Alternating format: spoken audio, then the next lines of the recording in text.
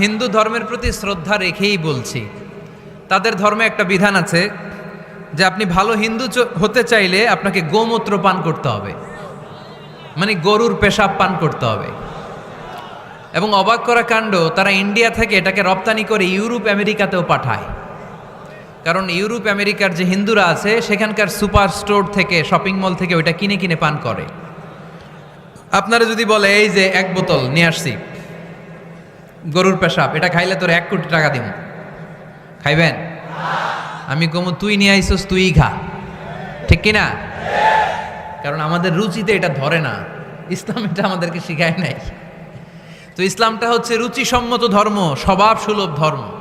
তারপরে হিন্দু ধর্মে ছোট বাচ্চাদেরকে পবিত্র করতে হলে, মেধাবী করতে চাইলে গোবরের স্তূপ করে ওখানে ফেলে দিতে হয়। ওই বাচ্চা ছুটে আসবে, কান্না করবে, আবার ফেলতে হবে। ওর গা গোবর দিয়া একেবারে বিউটি পার্লারিং করে তারপরে ওর গোসল করাইলে ও খুব ভালো হয়ে যাবে, এরকম আইডিওলজি তারা বিলিভ করে। তো এটা একটা প্রাণীর মল কারো গায়ে মেখে পার্লারিং করা, এটা কি আমাদের আকলে ধরে? আমাদের ধর্মে এরকম কোনো বিধান আছে? হিন্দু ভাইরা যদি থেকে থাকো, just ponder on the news, এই বিষয়গুলোর উপর একটু থিঙ্ক করো, একটু ভাবো, চিন্তা করে দেখো। ইসলাম হচ্ছে দ্বীনুল ফিতরা, স্বভাব সুলভ ধর্ম। এইখানে মনে মানে না এরকম কোনো বিধান আল্লাহ দেয়। এটা জ্ঞানের ধর্ম, জ্ঞানের উপর প্রতিষ্ঠিত। এই ধর্মের প্রথম কথা হচ্ছে পড়ো। প্রথম কথা কি? আরবিতে কি? বিসমি রাব্বিকাল্লাযী, read in the name of your lord who has created. পড়ো তোমার প্রভুর নামে যিনি তোমায় শিখিয়েছেন। সুবহানাল্লাহ পড়েন।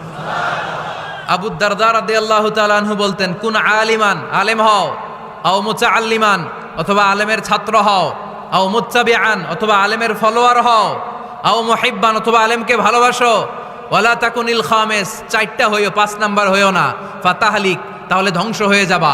5 নাম্বারটা হচ্ছে আলেম বিদ্বেষী, খবরদার আলেমদের পিছনে লেগো না, তাহলে তোমার দিন দুনিয়া আখিরাত সবটারে বরবাদ করে দিবে কে? এটা নলেজের উপর বেস করে ধর্ম, এখানে উল্টাপাল্টা কথা বলার সুযোগ। ইসলাম ছাড়া কেউ যদি অন্য কোথাও শান্তি তালাশ করে, ইসলাম ছাড়া অন্য কোনো মতাদর্শে কেউ যদি জীবন সমস্যার সমাধান তালাশ করে, আল্লাহ বলে তার কোনো আমল আমি কবুল করব না। কিয়ামতের দিন লোকটা হবে হায় হায় কোম্পানির ম্যানেজার, সে হবে ক্ষতিগ্রস্ত। এজন্য আমাদেরকে ইসলাম মানতে হবে। আমাদের ধর্মের নাম কি? এই ইসলাম মনে হয় শুধু আমাদেরই ধর্ম, অন্য কোন নবীদের মনে হয় ধর্ম না। সৈয়দনা আদম আলাইহিস সালামের ধর্মের নাম কি? নূহ আলাইহিস সালামের ধর্মের নাম? ইব্রাহিম নবীর ধর্মের নাম? মুসা আলাইহিস সালামের ধর্মের নাম? ঈসা আলাইহিস সালামের ধর্মের নাম? আল্লাহর ধর্মের নাম? আল্লাহ বলেছেন ইসলাম হচ্ছে দ্বীনুল্লাহ, এটা আমার দিন, এটা আমার ধর্ম, এই ধর্ম আমি পাঠিয়েছি। এটা কোনো মন মস্তিষ্ক প্রসূত কথা নয়, এটা নিজের মন গড়া বানোয়াট কোনো ধর্ম নয়। চিল্লায় বলেন ঠিক কিনা? সব নবীদের ধর্মের নাম ছিল ইসলাম। অনেকে আমরা গুলিয়ে ফেলি, আমরা মনে করি শুধু আমাদের ধর্মের নামই ইসলাম, অন্য নবীদের ধর্মের নাম বোধহয় ইসলাম না। এটা ভুল। আজকে আকীদা খালেস করে নেন, কনসেপশন অ্যান্ড আইডিয়া ক্লিয়ার করে নেন। সব নবীদের একটাই ধর্ম, চিল্লায় বলতে হবে কি নাম? তার প্রমাণ, তার দলিল কি? তার দলিল হচ্ছে আল্লাহর কোরআন। আল্লাহর কোরআন আমাদেরকে জানিয়েছে সব নবীকে আল্লাহ তাআলা একটা ধর্মই দিয়েছেন। আল্লাহ বলছেন, মা কানা ইব্রাহিমু ইয়াহুদিয়ান ওয়ালা নাসরানিয়ান ওয়ালাকিন কানা হানিফাম মুসলিমা। আমার খালিল ইব্রাহিম ইহুদি ছিল না, আমার নবী ইব্রাহিম নাসারা ছিল না, আমার খালিল ইব্রাহিম অন্য কোনো ধর্মের ছিল না। সাইয়েদানা ইব্রাহিম ছিলেন কানা হানিফাম মুসলিমা, একনিষ্ঠ মুসলমান। কোন সুবহানাল্লাহ। সাইয়েদানা ইব্রাহিম আলাইহিস সালাম ছিলেন একনিষ্ঠ মুসলমান।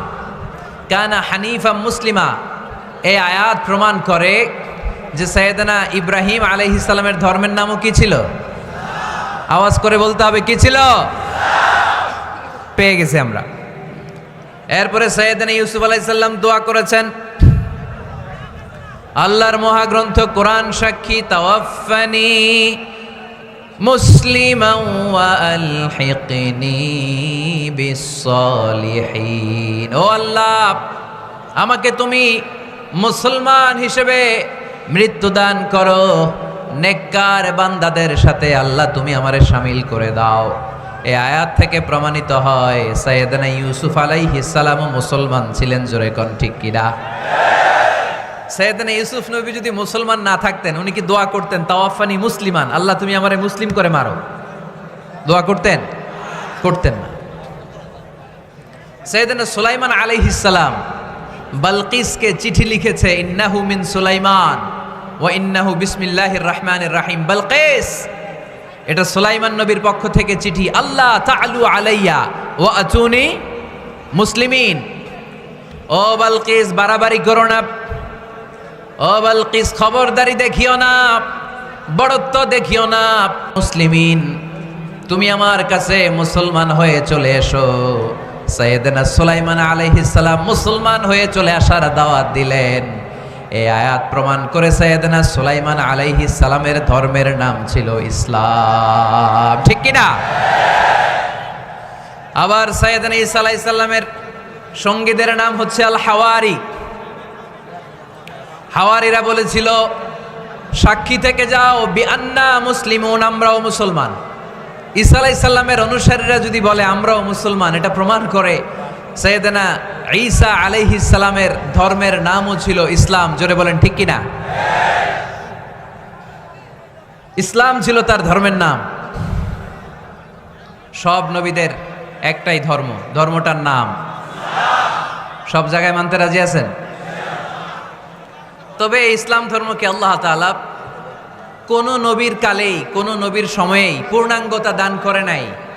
এই ইসলাম ধর্মের পূর্ণাঙ্গতা আল্লাহ তাআলা দান করেছে আমার পেয়ারা নবী, বিশ্ব নবী মুহাম্মদুর রাসূলুল্লাহ সাল্লাল্লাহু আলাইহি ওয়াসাল্লামের সময়কালে। বারটা ছিল জুমাবার। কি বার? আরাফার ময়দান। বিশ্বনবী ওটের পিঠে বসে আছেন। ইন দ্য মিন টাইম আল্লাহ তাআলা একটা আয়াত নাজিল করে ইসলামকে কমপ্লিট অ্যান্ড ইনট্যাক্ট বানিয়ে দিলেন। সুবহানাল্লাহ কইতে পারলেন না? اليوم أكملت لكم دينكم وأتممت عليكم نعمتي ورضيت لكم الإسلام دينا। সেদিন আল্লাহ ঐতিহাসিক আয়াত নাজিল করে দিলেন, اليوم أكملت لكم دينكم, আজকে আমি তোমাদের দিনকে, ইসলাম ধর্মকে পূর্ণাঙ্গতা দান করলাম। ওয়া আতমামতু আলাইকুম নি'মাতি, আমার নিয়ামতকে পরিপূর্ণ করে দিলাম। ওয়া রাদিতু লাকুমুল ইসলাম দীনা, আমি আল্লাহ তোমাদের জন্য ইসলাম ধর্মকে মনোনীত করে খুশি হয়ে গেলাম। আল্লাহ তাআলা ইসলামকে আমাদের ধর্ম বানিয়ে খুশি। এখন প্রশ্ন হচ্ছে, আমরা খুশি কিনা? আওয়াজ কমে গেছে এবার।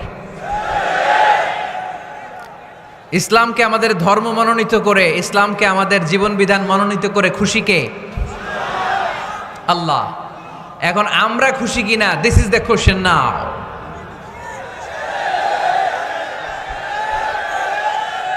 খুশি? কম না বেশি? আসলে আমরা বেশি খুশি এবং প্রতিদিনই এই ঘোষণা দেই, প্রতিদিনই এই ঘোষণা দেই যে আমরা ইসলাম পেয়ে খুশি, কিন্তু অর্থ জানি না, তাই বুঝি না। আমরা প্রতিদিন নামাজের পরে পড়ি রাদিতু বিল্লাহি রাব্বা, রব হিসেবে আল্লাহরে পেয়ে আমরা খুশি। ওয়াবিল ইসলামি দীনা, ইসলামকে ধর্ম হিসেবে পেয়ে খুশি। ঠিক কি না? এই দোয়াটা সালাম ফিরানোর পরে আমরা পড়ি না? পড়ি। রাদিতু বিল্লাহি রাব্বা, আল্লাহরে রব হিসেবে পেয়ে খুশি। ওয়াবিল ইসলামি দীনা, ইসলামকে দিন হিসেবে পেয়ে আমরা খুশি। কিন্তু প্রত্যেক দিন ফরজ সালাতের পরে এই দোয়াটা পড়ি কিনা ভাই? রাদিতু বিল্লাহি রাব্বা, আল্লাহ তোমারে রব হিসেবে পেয়ে খুশি। ওয়াবিল ইসলামি দীনা, ইসলামকে ধর্ম হিসেবে পেয়ে আমরা খুশি। এই দোয়াটা পড়ি কিন্তু অর্থ বুঝি না, তাই হৃদয়ে লাগে না। ঠিক কিনা? এজন্য অর্থ জানার দরকার আছে না নাই? আমি সব সময় বলি, প্রিয় ভাইয়েরা, কোরআনের অর্থ পড়ুন, মাতৃভাষায় কোরআনকে বুঝুন। এই যে মোবাইলের ভেতরে এখন অ্যাপস পাওয়া যায়, এটারে বলে স্মার্টফোন। কি ফোন? যারাই আপনি স্মার্ট হইতে চান একটা স্মার্টফোন নিয়ে নেবেন, স্মার্ট হয়ে যাবেন। তো এটা আপনাকে স্মার্ট বানাবে, সব কিছু এটার ভেতরে থাকে, সব পাওয়া যায়। এখানে আপনি কোরআন নিয়ে পড়তে পারবেন কোরআনে আল্লাহ কি বলেছে। তো অর্থ পড়লে আপনার হৃদয়ে লাগবে। আমরা তারাবির নামাজ পড়ি 20 রাকাত, ঠিক কিনা? কত আযাবের আয়াত যায়, কত জান্নাতের সুন্দর বর্ণনা চলে যায়, কিন্তু যিনি পড়ায় উনিও কান্দে না, আমরাও কান্দি না, ঠিক কিনা? ওনারও পশম দাঁড়ায় না, আমাদেরও পশম দাঁড়ায় না। বাট আরব বিশ্বে when they recite they got their goosebumps, তারা যখন কোরআন তেলাওয়াত করে ওদের গায়ের পশমগুলো দাঁড়িয়ে যায়। শাইখ আব্দুর রহমান সুদাইস যখন তেলাওয়াত করে পিছনে মুসল্লিরা কাঁদে। আমি গত বছর হজে ওনার পেছনে নামাজ পড়ছিলাম, উনি সূরা কুরাইশ পড়ছে, উনি পড়ছেন ফালিয়াবুদু রাব্ব হাযাল বাইত। এই কথা বলে উনি কাঁদতে শুরু করলাম, আমরাও কাঁদতে শুরু করলাম। কারণ এই আয়াতের অর্থ হচ্ছে ফালিয়াবুদু লিইলাফি কুরাইশিন ইলাফিহিম রিহলাতাশ শিতাই ওয়াস সাইফ। ও কুরাইশি ব্যবসায়ীরা, শীত গ্রীষ্মে তোমরা ব্যবসা করো, কিন্তু ফালিয়াবুদু রাব্ব হাযাল বাইত, এই ঘরের রবের ইবাদত করো। ওই ঘরটা কিন্তু সামনে। শাইখ আব্দুর রহমান সুদাই যখন ইমামতি করতেছে তখন ওই আল্লাহর ঘরটা সামনে আছে না নাই? আপনারা টিভিতে দেখেন নাই? কাবা ঘরের সামনেই কিন্তু নামাজটা পড়ে। তো ওই আয়াতের অর্থ ছিল এই ঘরের রবের ইবাদত করবা, তাহলে রিজিকের ব্যবস্থা করবে কে? আল্লাহ। তো ওই ঘরের সামনে দাঁড়িয়ে উনি ইমাম, চোখের পানি উনি ধরে রাখতে পারে?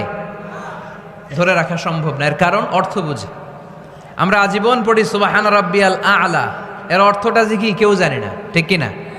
তো চোখ দিয়ে পানি নামবে কেমনে? চাইনিজ ভাষা আমাদের কাছে যেরকম, কোরআনের তেলাওয়াত আমাদের কাছে অনেকটা এরকমই। চাইনিজ ভাষার অর্থ জানি না, কোরআনের আয়াতের অর্থ জানি, কিন্তু এই কথা বললে কি আল্লাহ আমাদেরকে ছাড়বে? No excuse will be granted that day. সেদিন আল্লাহ কোনো এক্সকিউজ গ্রহণ করবে না। অনেক হিন্দু মুসলমান হয়, এরপরে তারা কোরআন বোঝে, আল্লাহ বলবে হিন্দু হয়ে পারলো, তুই পারলি না কেন? জোরে বলেন ঠিক কিনা? এজন্য অর্থ বোঝার চেষ্টা করতে হবে। তাহলে আলোচনার যেই জায়গায় আমরা এসেছিলাম আর কথা বলছিলাম, আল্লাহ বলেছেন ইসলামকে তোমাদের ধর্ম মনোনীত করে আমি আল্লাহ খুশি। আমরাও বলে দিলাম আল্লাহ তুমি যদি ইসলাম দিয়ে খুশি, আমরাও ইসলাম পেয়ে খুশি। জোরে কোন ঠিক কিনা? আমরা সব জায়গায় ইসলাম মানতে চাই, যতক্ষণ দেহে প্রাণ আছে ততক্ষণ পর্যন্ত ইসলামকে মানতে চাই, সব জায়গায় মানতে চাই, ইসলামকে আমাদের জীবনের আদর্শ বানাতে চাই, ঠিক কিনা? সাইয়েদনা ওমরে ফারুক বলতেন নাহনু কওমুন আ'আজ্জানাল্লাহু বিল ইসলাম, আমরা তো এমন জাতি যেই জাতিকে আল্লাহ তাআলা ইসলাম দিয়ে সম্মানিত করেছে। ফাইন ইবতাগাইনাল ইজ্জাতা বিগাইরিহি আযাল্লানাল্লাহ, ইসলাম রেখে দিয়ে কেউ যদি অন্য কোথাও সম্মান তালাশ করে তাকে অপদস্থ করে ছাড়বে কে? আল্লাহ। এজন্য আমাদের সম্মান কোথায়? আমরা মুসলমান, এটা বলতে কি আপনাদের লজ্জা লাগে? পৃথিবীর যেই কোনো দেশে যাই, হিন্দুদের রাজ্যে যাই, বৌদ্ধদের রাজ্যে যাই, যেই কোনো ইমিগ্রেশনে দাঁড়াই না কেন, চিৎকার করে বলবো আমি মুসলমান। জোরে কোন ঠিক কিনা? We are proud of Islam. ইসলাম আমার অহংকার, ইসলাম আমার গর্ব, ইসলাম আমার আল্লাহর দেয়া ধর্ম। এজন্য ইসলামের বিজয়কে কেউ ঠেকিয়ে রাখতে পারবে?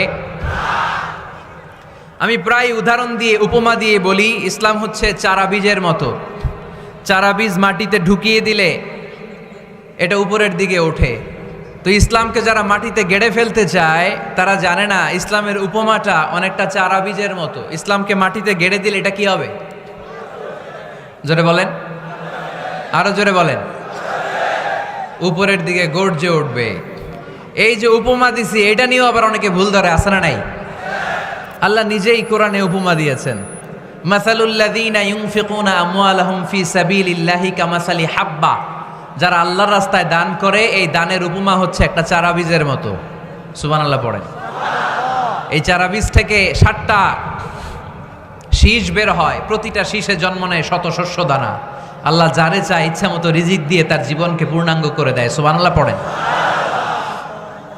এজন্য আল্লাহ বললেন ইসলাম হলো আমার একমাত্র মনোনীত ধর্ম।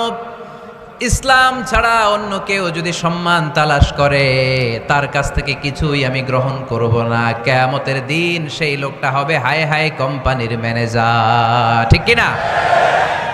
এজন্য আমরা একটা ধর্মকেই মানতে চাই। চিল্লায় বলেন তো ধর্মটার নাম কি? ইসলাম ছাড়া অন্য কিছু মানি না। ইসলাম ছাড়া অন্য কিছু মানি না, মানব না। বিষ্ণু ঈসা ইসলাম বলেছেন এই ইসলামের বিজয়কে কেউ ঠেকিয়ে রাখতে পারবে না। তার কারণ ইন্নাল্লাহা জাওয়ালি আল আরদা, নিশ্চয় আল্লাহ তাআলা এই জমিনটাকে আমার জন্য সংকুচিত করে ছোট করে দেখিয়েছে। ফারাআইতু মাশারিকাহা ওয়া মাগারিবাহা, আমি এই পৃথিবীর ডানে বায়ে সামনে পেছনে সবটা দেখেছি। আর আমার চোখ যতদূর পৃথিবী দেখেছে ততদূর জায়গায় আল্লাহ আল্লাহু আকবারের ধ্বনিকে পৌঁছে দিবে। তাই এই ইসলামের বিজয়কে কেউ থামাতে পারবে না। গোটা বিশ্বব্যাপী আজ ইসলামের জয় জয়কার। কালিমা পড়ে অন্যান্য ধর্মের লোকেরা আজ মুসলমান হয়ে যাচ্ছে, ঠিক কিনা?